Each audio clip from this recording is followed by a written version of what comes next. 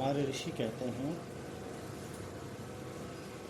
कि देवता और मनुष्य में क्या अंतर है। तो ऋषि ने कहा सत्यम वै देवाः अनिर्तम मनुष्याः। जीवन पर कष्ट आ रहा है, प्राण भी भले चले जाएं, लेकिन जो सत्य को नहीं छोड़ते, ठीक है जी, सत्य से समझौता नहीं करते और निरंतर अपने जीवन में मन कर्म वचन से सत्य का ही पालन करते हैं, वो देवता कहलाते हैं। और जो कष्ट आने पर झूठ का सहारा ले लेते हैं जीवन सुरक्षित रहे, वो क्या कहलाते हैं? मनुष्य कहलाते हैं।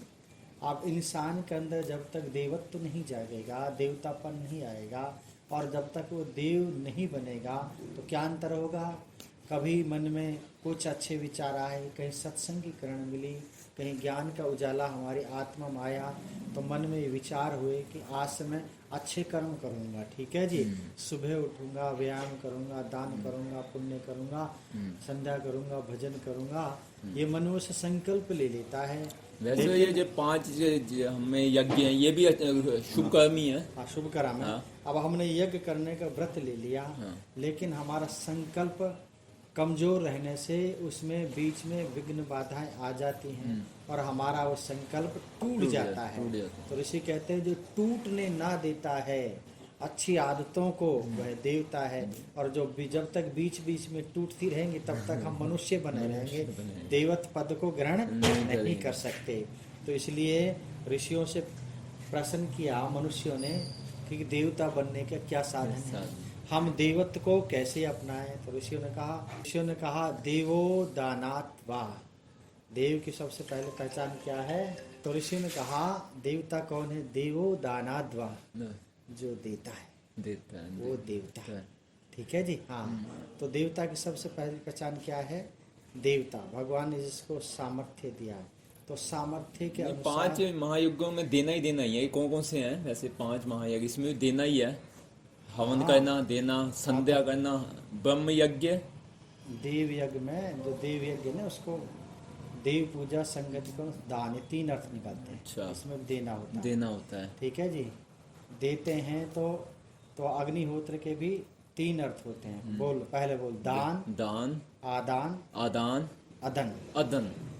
दान कहते देने को, आदान कहते लेने को, और अदन कहते खिलाने को। जब हम देवताओं को खिलाएंगे, ठीक है जी, ठीक है जी, कुछ देंगे, तो फिर क्या? आदान, देवता लेते हैं देने के लिए और देते भी हजारों गुना करके। अब हमने कहा ओम अग्नि स्वाहा, एक ही की आहुति डाली और वही वाष्प के रूप में 17 आहुतियां बन जाती, 17 चम्मच उसकी आहुतियां बन जाती, ठीक है जी। देवता ले रहे हैं लेकिन हजारों गुना हमें प्रतिदान के रूप में दे भी रहे हैं, ठीक है। तो इसलिए ऋषि कहते हैं देवो दानाद्वा, जो अच्छी जगह दान देता है, विद्वानों को देता है, आचार्यों को देता है, गौशाला में देता है, जहाँ पर बच्चे पढ़ रहे हैं उनकी मदद करता है, बुक ला के देता है, ठीक है जी। तो ऋषि कहते हैं वो देव है, ठीक है जी। तो देव की क्या पहचान है? तो देता है। फिर कहा देवो दानाद्वा दीपनाद्वा, दूसरी पहचान बताई। ये किन्होंने बताई? ये महर्षि यास्क ने, हाँ, जिन्होंने निरुक्त ग्रंथ लिखा। तो कहते हैं दीपनात्वा, जो उजाला करता है, जो प्रकाश करता है। अब जिस साइंटिस्ट ने ये बल्ब बनाया वो देवता है। भगवान ने सूरज बनाया, सूरज देवता है, ठीक है जी, देवों के देव है। हाँ, जो विद्या देता है वो देवता है, ठीक है जी। इसलिए कहा प्रकाश करने वालों क्या कहते हैं? देवता। आप ज्ञान दे रहे हो, आप भी देवता हो, होता है।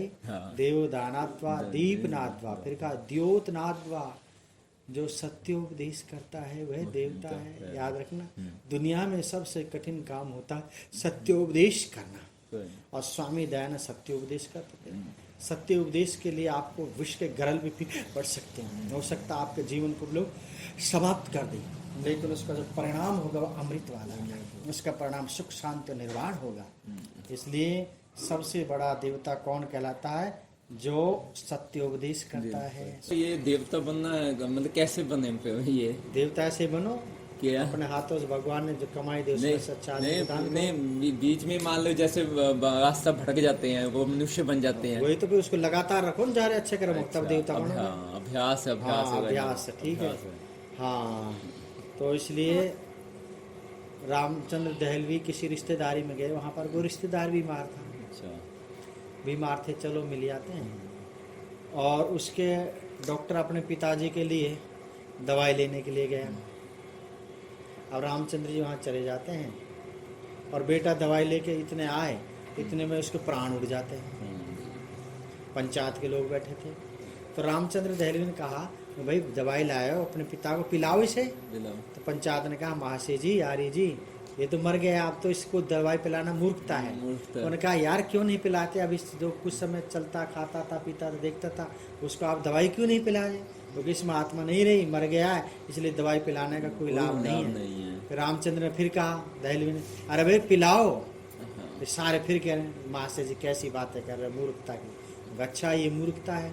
अरे जो कुछ समय पहले तक चलता था, बोलता था, सांस लेता था, हंसता था, देखता था, अब उसमें प्राण नहीं रहे, उसको दवा पिलाना तो मूर्खता समझ रहे हो? जिनमें कभी प्राण थे ही नहीं, आत्मा थी नहीं, उन मूर्तियों को भोग लगाना कितना बड़ी मूर्खता है। इसमें तो प्राण भी थे थोड़ी देर पहले। ठीक है, ये क्या सत्य उपदेश? ऐसा सत्य उपदेश कोई कोई देगा ना भाई कलाल, है तो सत्य उपदेश। उसमें तो थे भी उस समय 10-20 मिनट पहले थे ना उसमें प्राण। नहीं, मैं वैसे एक किताब में मैंने भी पढ़ा था, उसमें कहते हैं कि ना देखो, आप जो जिंदा व्यक्ति है ना, उसको तो पानी भी नहीं पूछते। हाँ, ठीक है, मतलब कि कोई गरीब बच्चा है, उसको वो बेचारा अभाव, छात्रवृत्ति के अभाव में, धन के अभाव में, मतलब कि जो अपने सपने हैं, जो भारतवर्ष के सपने हैं, उसको पूरे नहीं कर सकता। उसका सपना होता है कि भारत को विकसित राष्ट्र बनाना। ठीक है, जो भी नौजवान उसका यही सपना होता है। ठीक है, मैं अपना योगदान दूं भारत भूमि में। तो दूसरी तरफ मतलब कि हम संगमरमर लगा रहे हैं।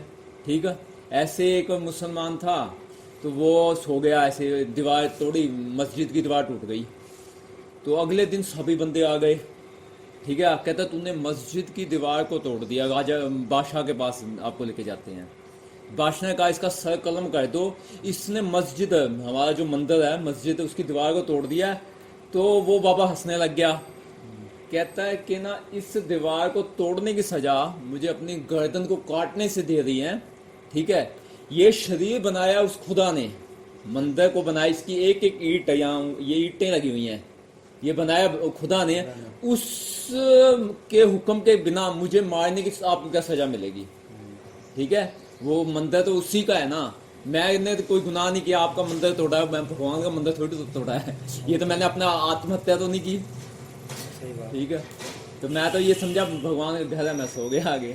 तो वही आपकी बात है, सही है कि मतलब कि मूर्ति मंदिर से सबसे अच्छा है कि हम खुद अपने अंदर परमात्मा को देखें। अब आपकी बात याद है, किसी उर्दू का शेर याद आ गया, मंदिर को तोड़ डालिए, मस्जिद को ढाइए, दिल को ना तोड़िए कि खुदा का मुकाम, ये खुदा का घर, यहाँ पर होते भगवान के दर्शन। ठीक है जी, हाँ। और किसी ने कहा जब मैं था तब हर नाही, मैं कहते घमंड को, हर कहते भगवान को। जब मैं था तब हर नाही, जब मैं ना था, प्रेम गली अति सांकरी, जामे दो ना समाही। प्रेम रूपी गली, भक्ति रूपी गली बहुत छोटी है। जहाँ पर अहंकार होगा वहाँ परमात्मा नहीं होगा।